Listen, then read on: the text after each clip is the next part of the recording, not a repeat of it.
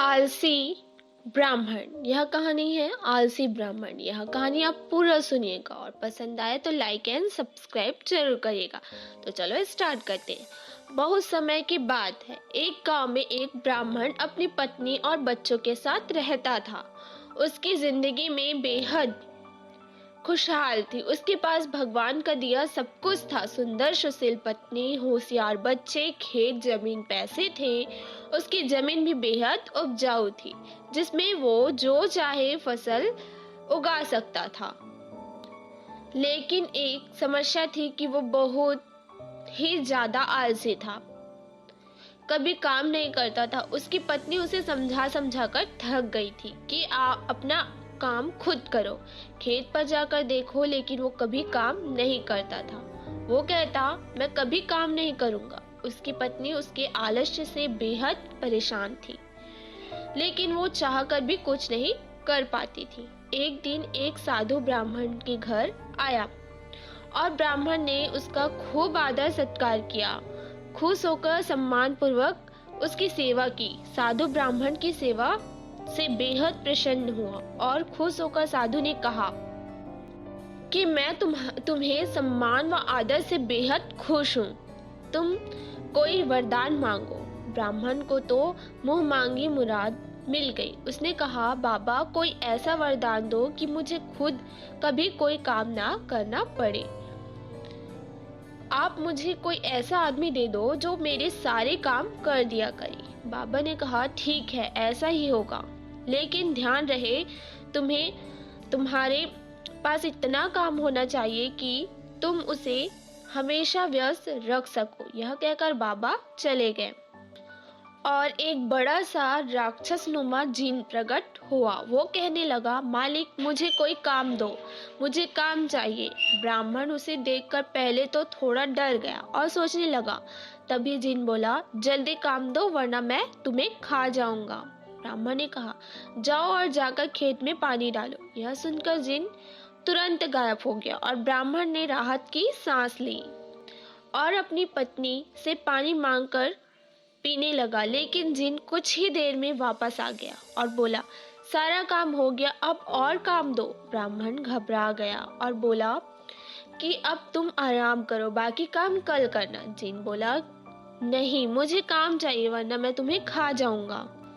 ब्राह्मण सोचने लगा और बोला, तो जाकर खेत जोत लो, इसमें तुम्हें पूरी रात लग जाएगी। जिन गायब हो गया। आलसी ब्राह्मण सोचने लगा कि मैं तो बड़ा चतुर हूँ।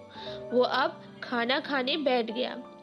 वो अपनी पत्नी से बोला, अब मुझे कोई काम नहीं करना पड़ेगा, अब तो जिंदगी भर का आराम हो गया। ब्राह्मण की पत्नी सोचने लगी कि कितना गलत सोच रहे हैं उसके पति। इसी बीच में वो जिन वापस आ गया। जल्दी दो वरना मैं तुम्हें खा जाऊंगा। ब्राह्मण सोचने लगा कि अब तो उसके पास कोई काम नहीं बचा, अब क्या होगा। इसी बीच ब्राह्मण की पत्नी बोली, सुनिए, मैं इसे कोई काम दे सकती हूँ क्या।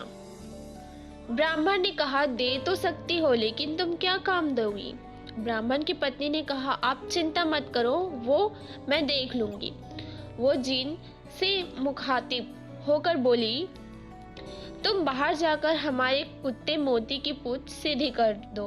ध्यान रहे पूंछ पूरी तरह से सीधी हो जानी चाहिए। जिन चला गया।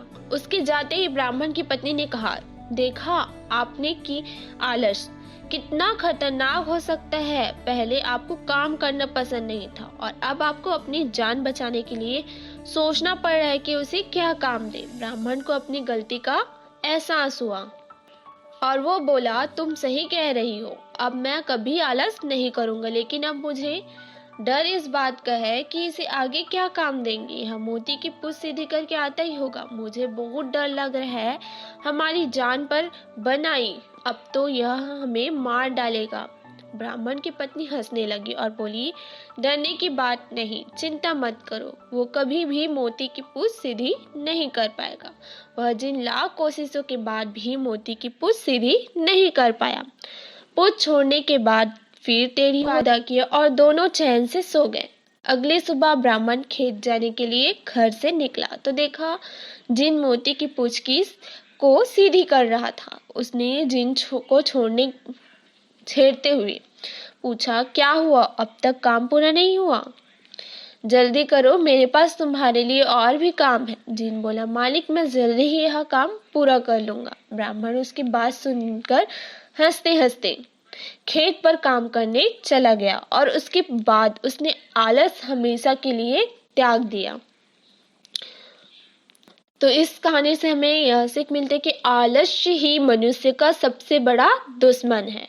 अपनी मदद अपने को ही करना चाहिए, कामयाबी मिलती है। मदद आप करने से ही कामयाबी मिलती है और आलस्य करने से जिंदगी में बड़ी मुसीबतें आ सकती है।